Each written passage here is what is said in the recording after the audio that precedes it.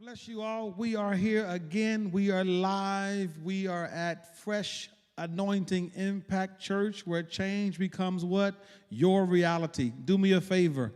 Be a virtual evangelist. I need you to comment. I need you to share. Hit that share button. Please share. We have something amazing that's going to take place tonight. It's going to be life transforming. So do me a favor. We're going to give you a minute to come on in. I know usually we'd be having a song plan. I'd be singing, but we have a special song tonight. No, let me not embellish. I was going to say we have several singers here tonight that could really grab this mic and sing. Yeah, we got some great singers. They all got in their own right, as they call it. He's a great singer in her own right. I don't want to give her full name, but she just goes by Kim. It's just I'm not going to say the. And I mean, when I say can sing, oh, God. I mean, yes. Matter of fact, speaking of that, on Saturday, we're going to be here in this building. We're going to be in prayer. We're going to have an experience because all phenomenal moves of God, as far as we know, have been brought out by prayer experiences. So we're going to be having a prayer experience on Saturday, this Saturday, starting at 8 a.m. Get up, go to Starbucks, go to Speedway, get your energy, get your coffee, and get it in your system, and come on in here and let's worship. We're going to pray. So come on in. We're giving you some time to come right on in. Come on in and do me a favor. I need you to hit that share button. Hit that share button. Let's fellowship. Let's fellowship. Come on in. We're glad to be in the house. We're glad to be in the house. Where two or three are gathered in his name, the scripture says, touching and agreeing, there will I be in the midst. So we're giving you just a few more minutes to come on in so we can get ready and get started as even more individuals file in, coming into the temple. We want to make sure that we are ready to bless the Lord tonight. We're so grateful. We're so blessed. We know that our governor has released all mandates and everything is fully open now. We can come in and we can fellowship and we can share, not just in restaurants, but in the temple. We can share in the temple. So all restrictions have been lifted. So for those that are vaccinated, those that have not been vaccinated, those that's thinking about it, those that still want to wear your mask, those that don't want to wear your mask, whatever the case is, there's been a release by our governor to allow all of us to be able to come freely. So we are telling you to still be safe, still take care of your health, and everything that we had to do as a mandate in these last few years, keep that practice up. Wash your hands, be safe, take your vitamin C, take your zinc, your elderberry, eat healthier, drink more water, all those things that you did because you were trying to stay alive. Let's continue to do that so we can stay alive. Amen. Let's do that. And we're looking forward to some praise reports of people that have come out of this pandemic and now they're ready to share about how God has kept them. So tonight, we're grateful. We're grateful. I am blessed as a pastor to have so many phenomenal voices here. Y'all have seen us sharing in these last few months. I'll share, and then we have somebody that's a whole lot smarter, a whole lot more anointed, a whole lot more wiser than I am, because I circle myself around people that can pour into me as much as I can pour into them. So I'm just grateful to the Lord. And tonight, representing our Christian education, because they teach every week in the morning. They teach. We have a wonderful Sunday school, and they teach every week in the morning. We have a great class of people that show up for that. And I'm said we have to expand this knowledge and share this information with those that are tuning in on our Wednesday and those that show up for our Wednesday night experience. So without further ado, now he can come in his own right if he wants to sing. If he wants to sing his hit song, he does have a hit song out. What was the title of the song again? Jesus did it and we just didn't know it. I think that's the title. Something like that. And I'm just having fun. But this man of God is phenomenal. We thank God for him. So I want you all to do me a favor. Let's show some love. Let's show some hearts. I want you all to get ready for James Demetrakis. Come on, brother. Let's bless the Lord. Ooh-wee, was that uncomfortable. For those who don't know me, I cannot sing a lick. So asking me to sing, not good, not good. So I will not be singing tonight, but I will be teaching tonight. I feel comfortable teaching, but singing is not, I can't even hum, ladies and gentlemen. Let's get this real. And my family is in the front row nodding, yes, you do not even want him to hum. So tonight I will be doing some teaching. And I wanted to start off by saying, Pastor, thank you. Thank you for the opportunity. Thank you for sharing your platform and allowing others to come up and kind of talk through some things. It takes a person with courage to allow others into this space. And it also takes again, I thank you because it takes you trusting us enough to know that we're not going to give the people the wrong stuff. So thank you very much for allowing me up. I will not be long, but I do want to share some important information with you. I want to make sure that as we discuss this reading, this material tonight, that we do it in a special way. So I'm going to walk us through some stuff, and then I'm going to get started pretty quickly here. Okay. So the first thing is I just want to say hello to everybody. Thank you again for having us. For those of you who don't know, I'm James Demetrakis. I am a teacher for Christian education. And I'm going to put a shameless plug in here. Pastor, you did it first, so I'm going to do it second. Every Sunday at 10 a.m., we meet online and we study. We study together. We discuss God's word. We work through things that we think we know, things we don't have any idea. We share and we work toward a conclusion that allows us to walk better each Sunday. So if you want to come, all you have to do is go to fai.org.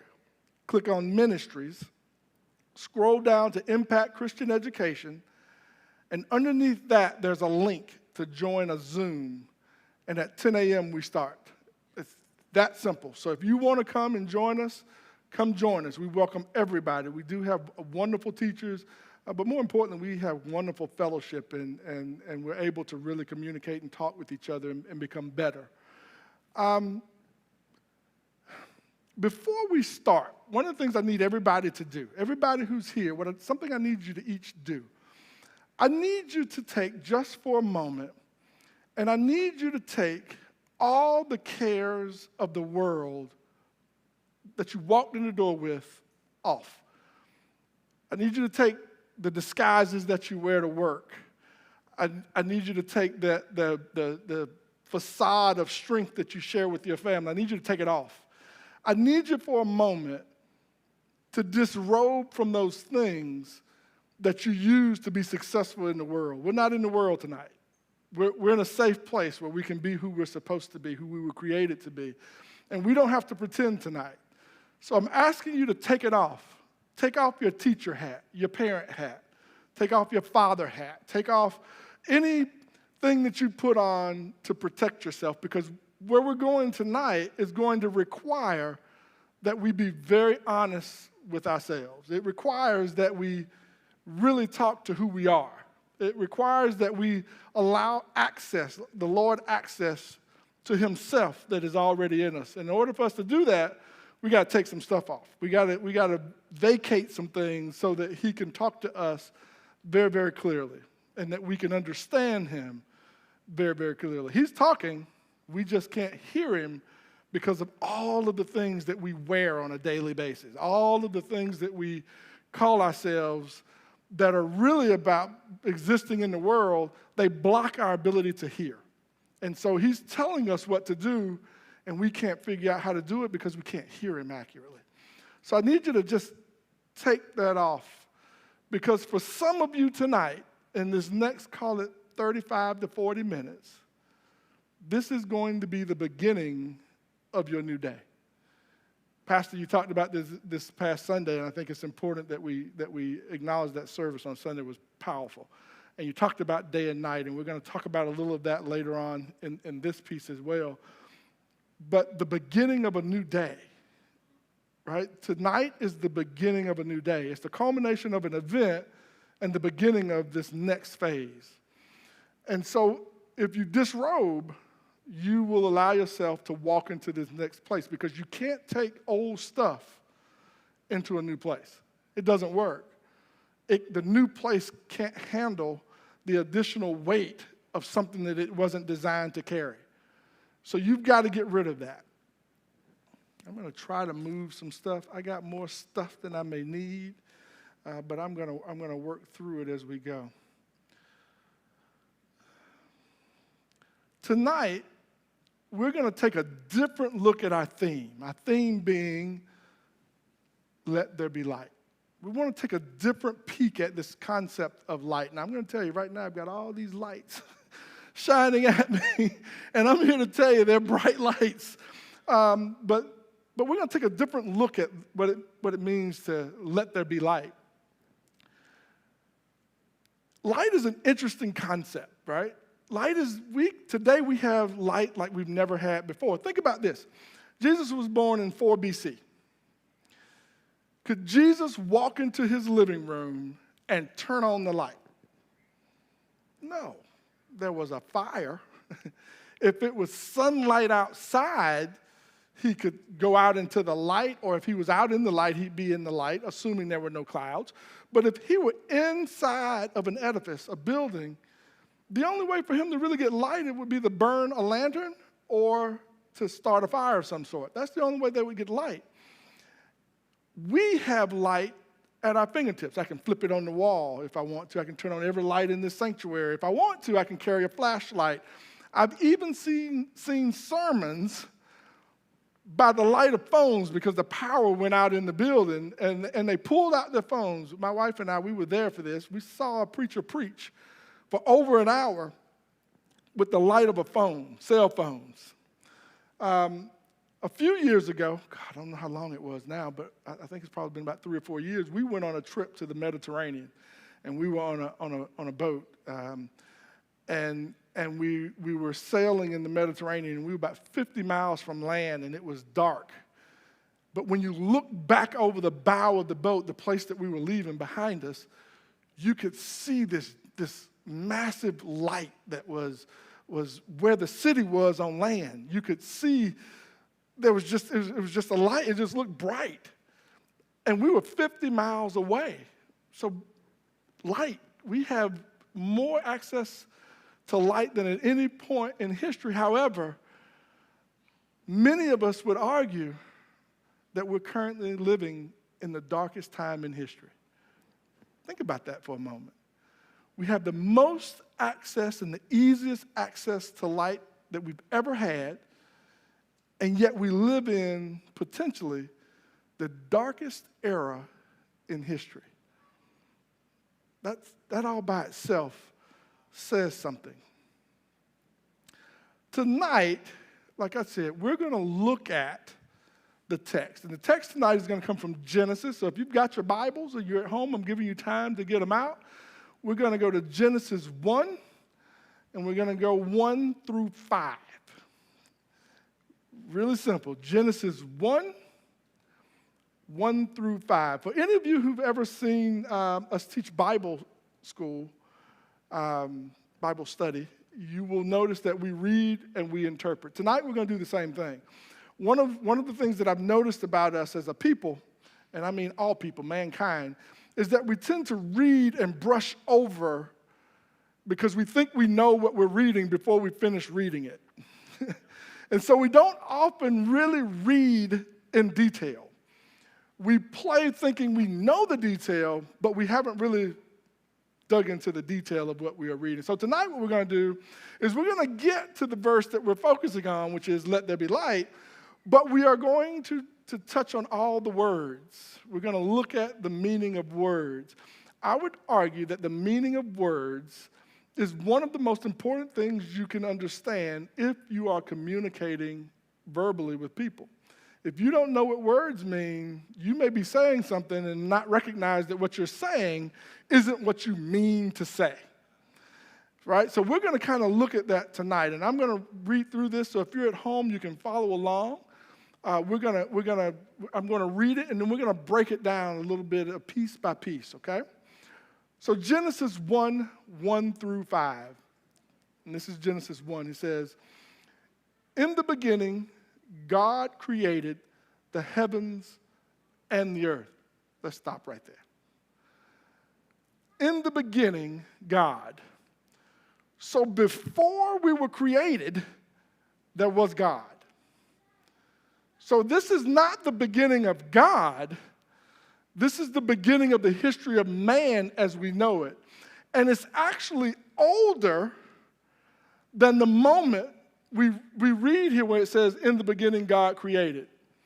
We were actually created before that moment because we had to be thought of. And so God thought about us before he ever said, "Let there be," or "in the beginning," right? He had already determined that we were before he ever said the words, "In the beginning, God created." Before those were spoken, we were there.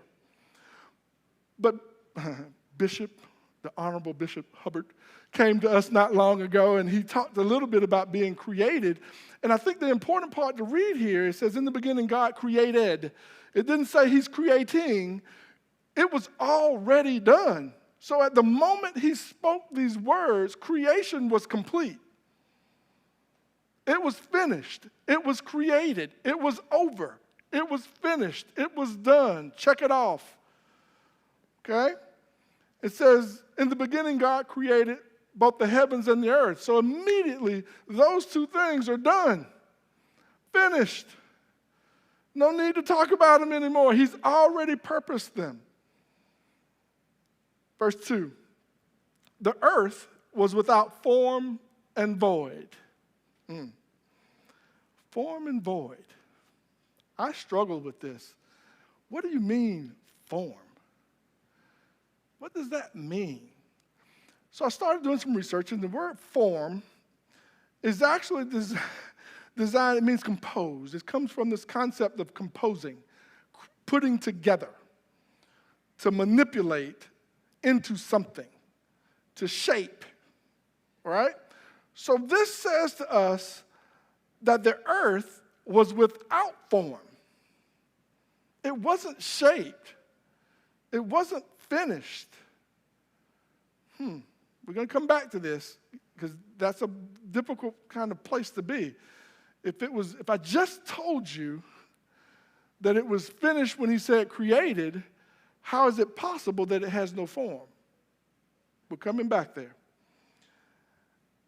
And it was empty. Void means empty. Didn't have anything. It was nothing.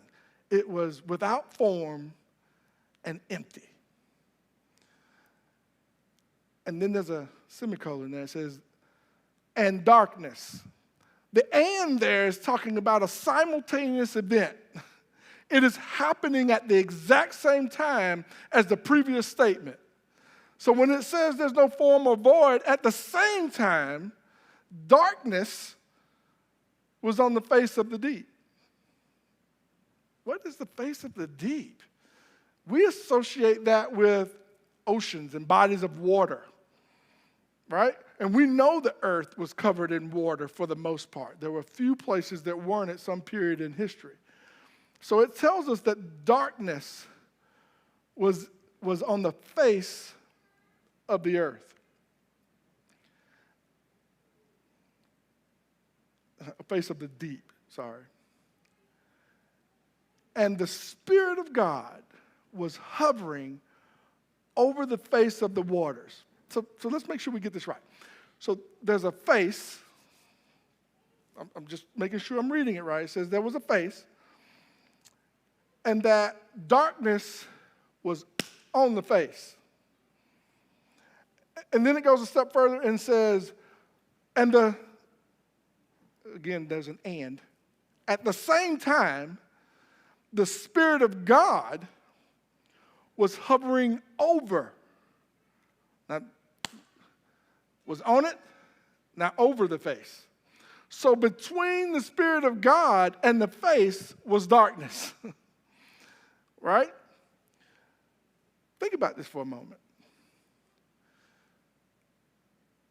This thing we call the earth was hidden under this thing called darkness and had no access to the Spirit of God, which was above it.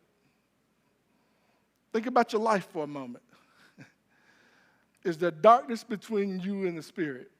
I don't want to stay there long, but I need you to start asking some questions about your existence, about how you exist and why you exist and what you plan to do in your existence. Is there darkness between you and the Spirit? It's possible, ladies and gentlemen. It's possible to be Holy Ghost-filled, tongue-speaking, preaching, and have darkness between you and the face. You have darkness between you and the Spirit. Think about it. Then we get to the point that I'm going to really spend some time on.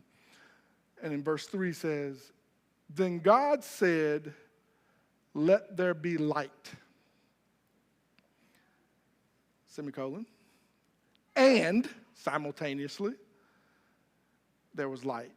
And we're going to jump into that real hard in just a moment. But I'm going to jump to this next part.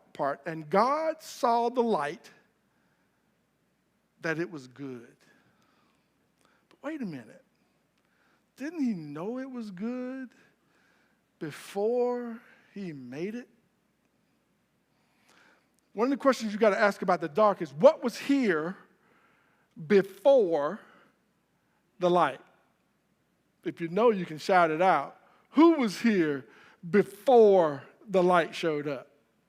Who was sentenced to earth before we see the light? Well, Lucifer was. Right? This is where he was sent. So he was here before the light came. We are just now seeing the light.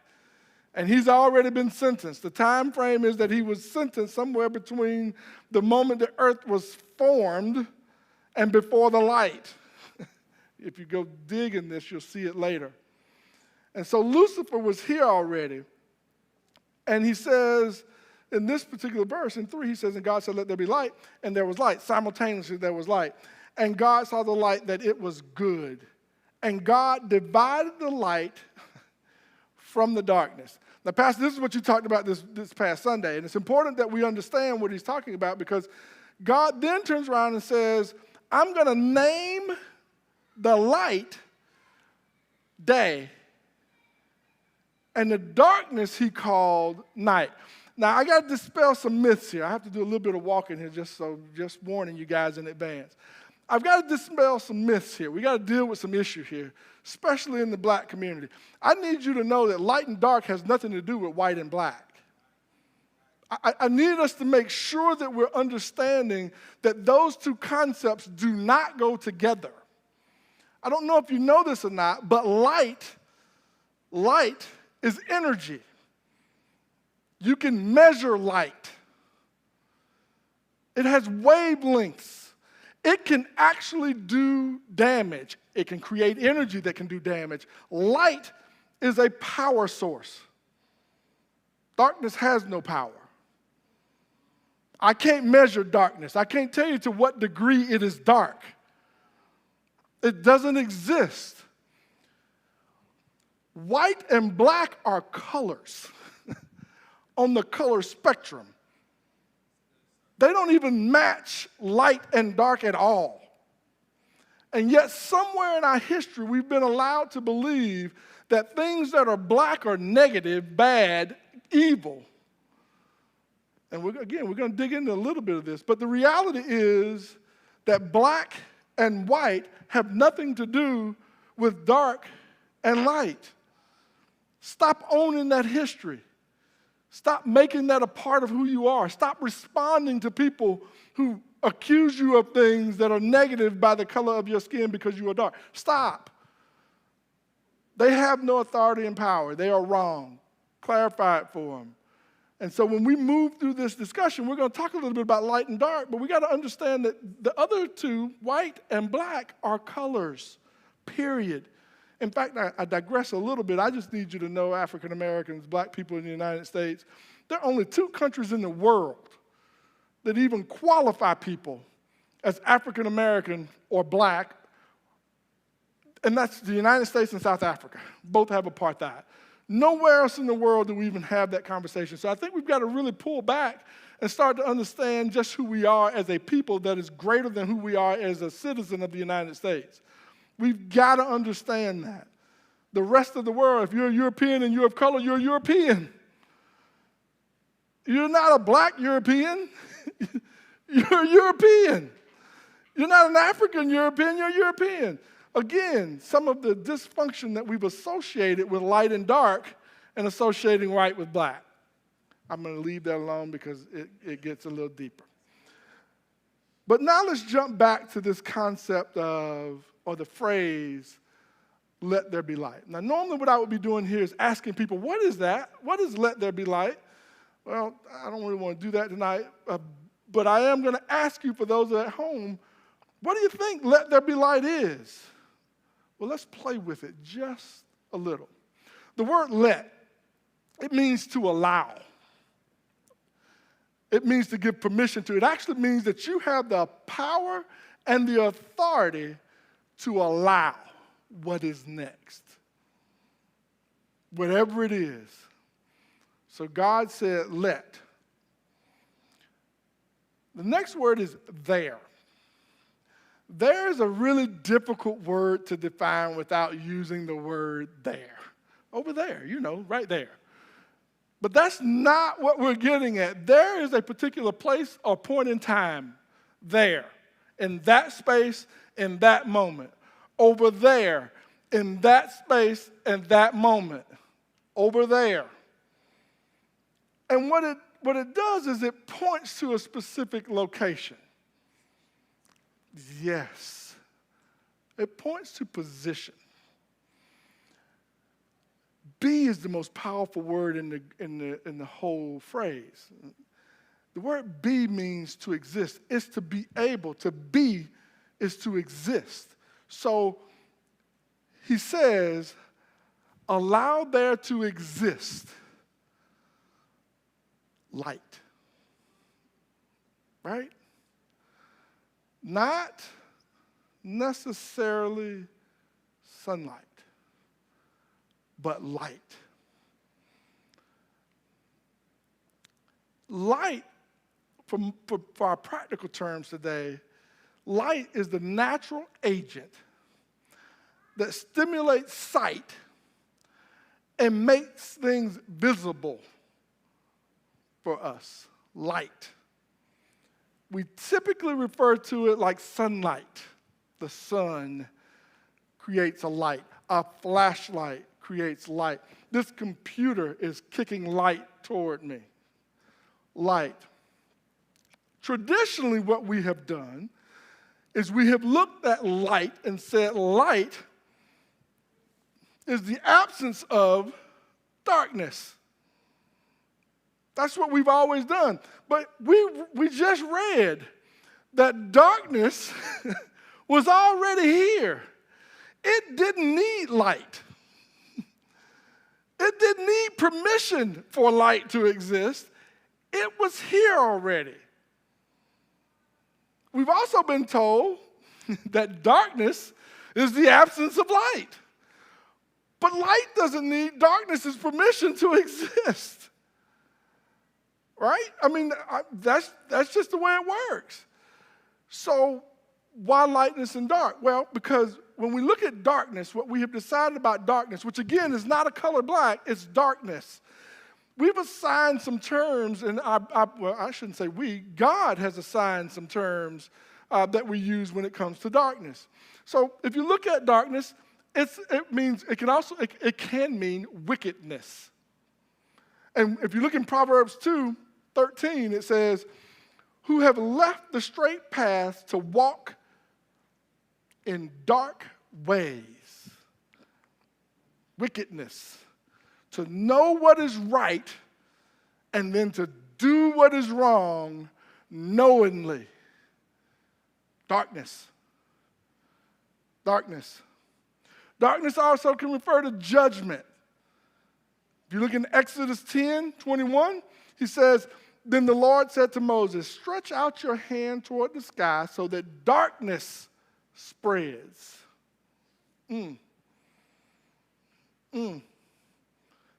Darkness.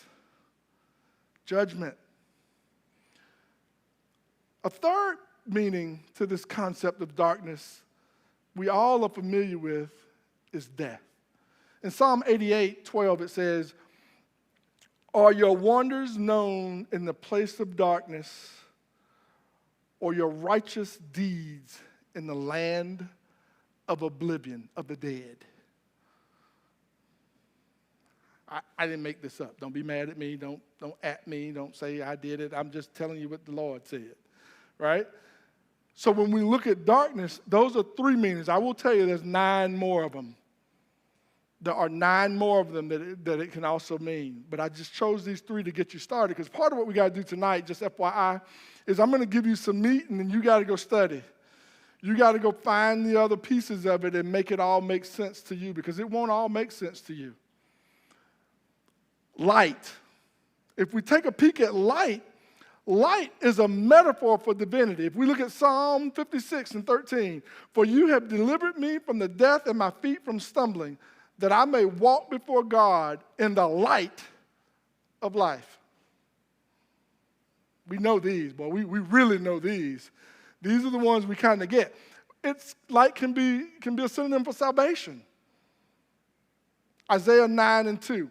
The people walking in darkness have seen a great light. On those living in the land of deep darkness, a light has dawned.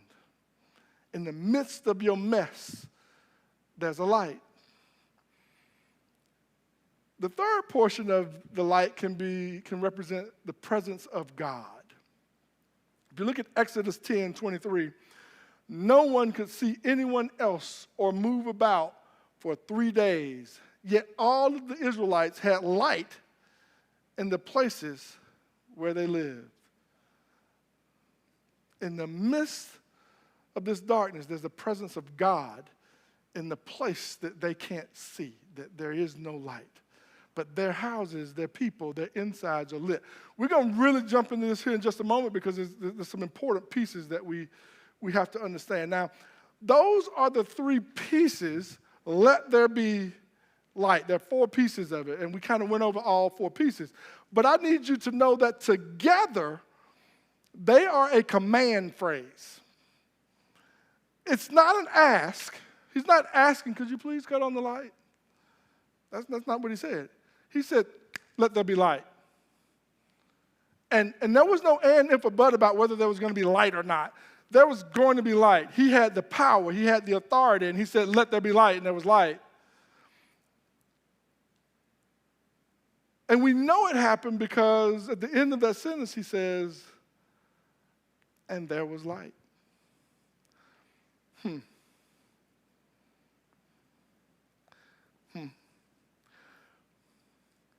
What if we could hear God's commands and respond like the light? I believe that, and maybe this is me being naive, I believe that when we know God is telling us to do something, and it's undoubtable, it's very clear that this is God, I think we do it. I think when we don't do it is when we're just not sure if it's him or not. Right? That we got some hang-ups, some things inside of us that make us pause when we, how am I hearing that in my head? That's kind of strange. I feel like he's telling me I need to do that. But boy, he didn't say it. No, did you hear it? No, I didn't hear anything. Oh, it must not have been him. I'm not going to do that because I can't get confirmation. But if we could, the light has nothing, the command that God gave to the light, there was nothing between the light and the command. It was just him commanding, and when he commanded, it happened. What if when he commanded you to go right, you went right? What if when he commanded you to turn, you turned? What if when he told you to stand up in this situation, you stood up? What if, well, the God I serve is going to meet you right where you are, and if he's commanded you to do it, then he's going to make room for you to do what he's commanded you to do. If we could respond like the light. What if we had the power to command? What if? What if we could say, peace be still? What if we could look at our lives and say, joy, stand up? What if we could command ourselves to be happy? What if? What if we had the same authority and the same power that God has? Oh, but wait, you do. Wait a minute. Maybe I'm confused. Because every time I look out into the pews, every time I go out into the streets, every time I go to school, I run into somebody who's having a horrible day, who has no peace, who's not happy, who's struggling to live. But James, you keep telling me I got power to tell it to go away. Well, how is that possible? It's still in my life. We're going to answer that question. Now, I'm going to warn you, if you're listening and you're sensitive, get a friend to sit next to you. because I'm going to charge you to do some stuff that may get really, really uncomfortable, okay?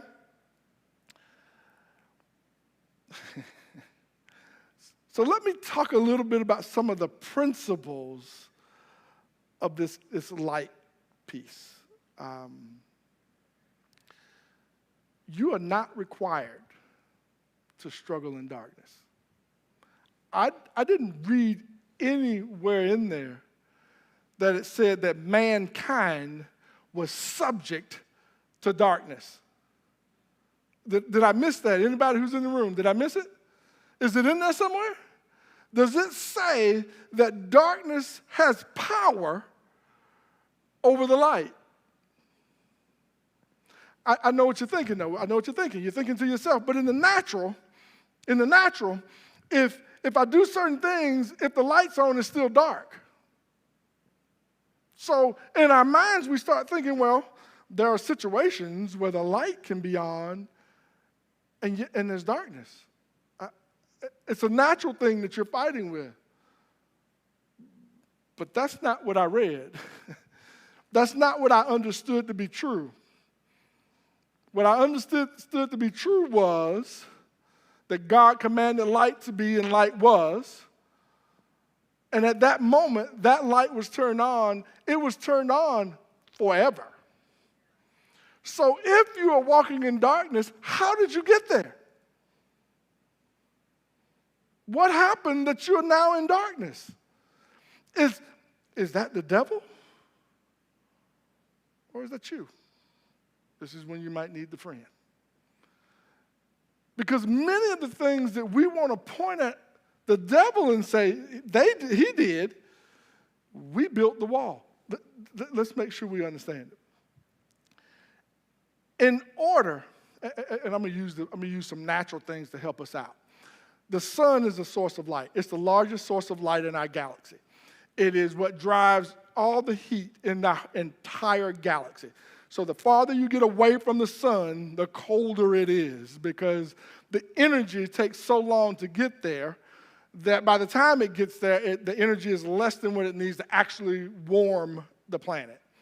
We happen to be the fourth rock from the sun, and so we get a good dose of it. So every day, what happens is every day, our planet turns, and the place where you stand, the place where you sit, the place where you wake up is pointing directly at the sun. And it takes it roughly 8 to 11 hours, and it's always touching the sun. It is only when the density of the planet, when it turns and the planet's density blocks the sun, that we even get darkness. But the sun didn't turn off. It doesn't stop being the sun because the planet turned. You're still getting, if you want to, you could get in your airplane and you could be in daylight 24 hours a day, 7 days a week, 365 days a year, if you want it to be. If you had the resources, you could move while in the light, through the light, to another spot and always be in the light. Never see darkness, never see night. You don't have to be in the darkness. Now, there's some circumstances that say, well, I don't have the economic resources to have a plane to move so that I'm always in the light. That happens. It happens to all of us. But even in that, remember, if your goal in life is to be in the light, and you decide that you want to be in the light, then all your resources have to go toward being in the light. Which means you have to give up those other things that feel good if you want to be in the light all the time. Or are you willing to be in the darkness for just a few minutes? Are you okay with being in the darkness while you sleep? Because I'm not doing anything in the darkness, right? I'm sleeping through it, and when I wake up, I'm unconscious, right? And when I wake up, it's now light. And so we get comfortable with a little bit of darkness. We get comfortable with allowing a little bit of darkness into our lives. We get comfortable understanding that, well, I just can't change that. Tap your friend on the shoulder. That's a choice. That's a choice. And you have to own your choices because God said, let there be light. The light is there. Stop trying to convince everybody that the light is not there. The light is there. Stop telling everybody how you were hidden from the light. No. You chose to stay hidden from the light. It wasn't a priority to stay in the light. I don't at me. I'm just telling you how this works. Really the only ways that you can escape the light, right? That when the planet turns, obviously you're going to miss it. But there are a couple other ways. I know what you're thinking. Well, wait a minute, James, you didn't cover them all. You could be in a house with no windows, right? A solid structure between you and the sun. You could be there, right? Who built the house? Who bought the house? Who didn't put windows in the house? Right? Well, but wait a minute, James. Earlier, you were talking about being in, looking at when Jesus was around, and they were living in caves, right? There are no lights in a cave, right? Yeah. I didn't tell you had to live in a cave.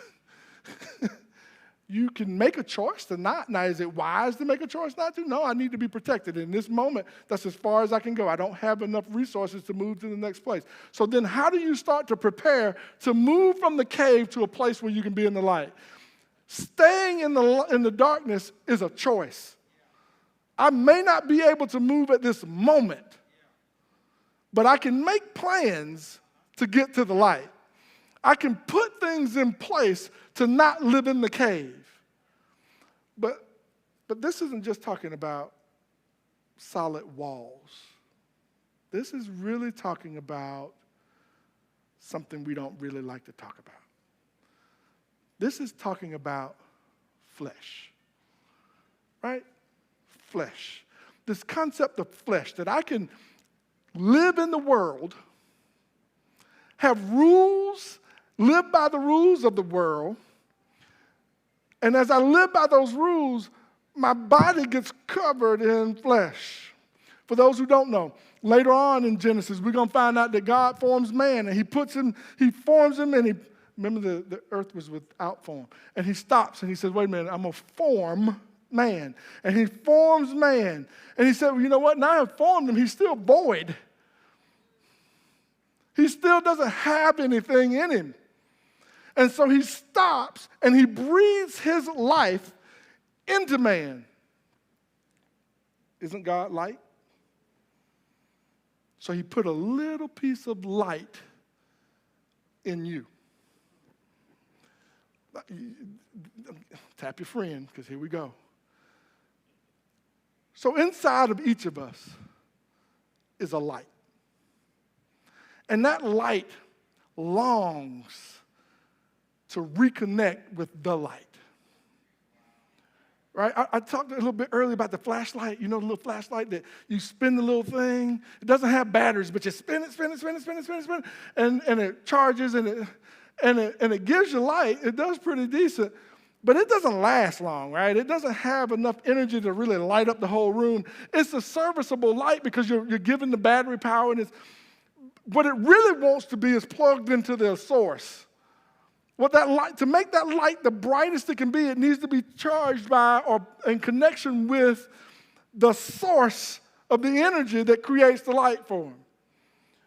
Well, that's what's inside of us. There's this light that'll live forever inside of us. And what we do is we live life living by the rules of the world, and we pack flesh over the top of this light. And after a while, what we've got is a foot of flesh between the light that's inside of us and our God who's longing to talk to himself. He can't speak to himself. He's stuck because we have said, you know what? It won't hurt this one time. That's what we've done. It's all right. It's all right. I couldn't control it. It just happened. Right? And here this flesh is, he's yelling at you, screaming, hey, don't do that. Stop. Move away. Go left. And to us, it sounds like Charlie Brown. Wah, wah, wah, wah, wah, wah. We don't know what he's saying. We can't hear him because we packed on all this flesh. But our God, says all that needs to be is an inkling of a light. There just needs to be a flicker. Just needs to be a flicker. And if your mind will agree with your body that you're going to remove the flesh, won't happen if one of them. If your mind says it, but your body won't do it, it won't work. If your body does it, but your mind isn't doing what it's supposed to do, it won't work. You won't remove the flesh. They have to be together. Your mind and your body have to be. Your spirit, mind, has to be in connection with your body to get that light, the energy that it needs to shine from the inside. If you ever notice an ice cube, if you take an ice cube and you freeze it as solid as it can be, and you put a light on it from outside, it will melt. But it will take some time. Let there be a light source on the inside of the ice cube that you turn on. It'll melt in half the time. It melts from the inside much faster than it melts from the outside. Well, what does that say about us? It means we've got to feed the light in us to melt away the flesh that is keeping the spirit man in us from communicating with God. Boy, is this difficult when you feel like the world is beating you up. And what I would ask is the world beating you up or are you beating you up? I know you got a friend next to you by now. Is it you? Is it it? Is it something else outside? Somebody, somewhere? Or is it you? We have got to get to a place where we understand the power in us. Now, I don't want to challenge your religion, but Pastor, I might get in a little trouble here, so I might need you to drag me out of here, at least guard me as I leave. We often fail to understand that we are little GODs. Now, let me make sure I say this right, because I know this is on camera, and I know this is going to show up in somebody's church. This man just said he was God. Let me fix it. I said I'm a little GOD. God is a capital G-O-D. He has all authority, all power. I'm a likeness of him. And in the fact that I am an heir, I have the authority to do certain things. He's given me the authority to do those things. My son is here. He's my son. We happen to have the same name, minus the middle name. I assure you, if he showed up to some place and said, I'm acting on behalf of James Michael Demetrakis, most people would listen to him because he's James Colin Demetrakis. They know he's my son. He speaks for me. God has assigned us here, and we have his likeness. We have authority and power in every situation. So don't look at me and say, well, but you don't know my situation. I don't. And uncomfortably, I'm going to say it doesn't matter. So what? And God said, yeah, you've had a tough time. I am sympathetic. I get it. God, it hurts me to watch some of the things I see. But God, it terrifies me to watch some of the things and hear some of the things and be exposed to some of the things I see in the public school system. The abuse that takes place, the battery that takes place. Bad. But God. I can stay there. I can stay in that moment. I can pretend like I'm trapped in this room with no sun, or I can do something about it. I can find a way to tear the wall down from the inside or out. I can make a window. I can change my location. I can change my mind. I don't have to wake up in the morning and be anxious and be afraid. I don't have to, there's no requirement that I be subject to anything in the darkness. In order for me to be subject to anything in the darkness, I have to choose to stay in the darkness. I got to feel more comfortable having navigated the darkness than I do dealing with the light.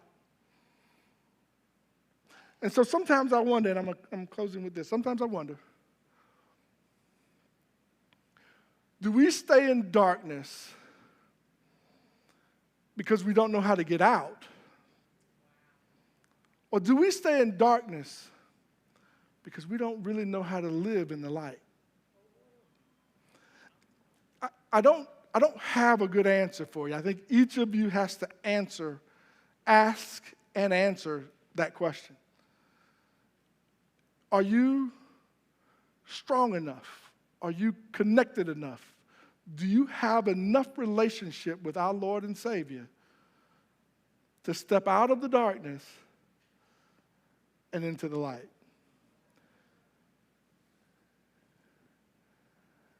And so I end just with this. It's one simple phrase. Let there be light.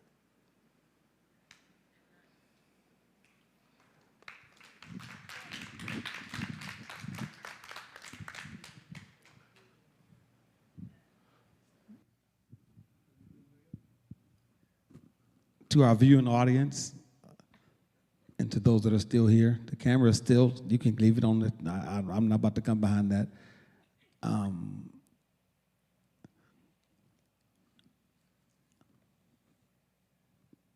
Can you live in the light?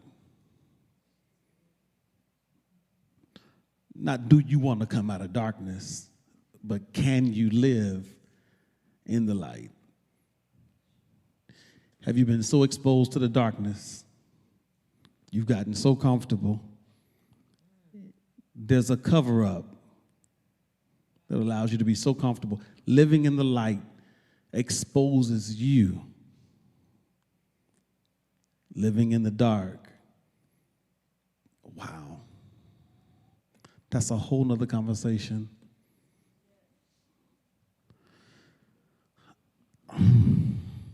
Wow. can you dismiss us? Because I don't want to touch that, because I don't want you to dismiss us. I want you to invite them in next week so we can go further into this, because that right there is creme de la creme. So I don't know that.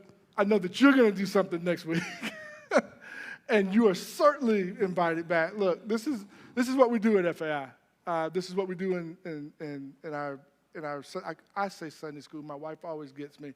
Impact Christian Education. This is what we do, right? This is a part of what we do. It is why we do what we do. It is not because we have the answers. It's because we're willing to explore together to find out those answers. That's why I told you to have a friend next to you, because if you're alone, that's a whole different conversation, right? And so it's important that you come back to FAI, that you come back next week, that you come back, just keep coming back. You don't have to join. That happens when it happens. But be with people who are searching for the same things that you're searching for. Be around people who will support you, who many of us have fallen in the same holes that you're about to fall into, and we can see the hole, and your eyes haven't adjusted to being in the light yet, and you step right in it, right? But we can see it. It's okay. And we're not going to pick on you. We're not going to make you feel bad. We're going to meet you right where you are, make sure we get you over the hole, and talk about how we can help you see better. And so I hope you will come back. I hope you will enjoy FAI. And again, we do. We invite you back next Sunday, 12 o'clock. Bible Christian Education will be at 10 a.m., and follow the link online. We'd love to have you. Good night, folks.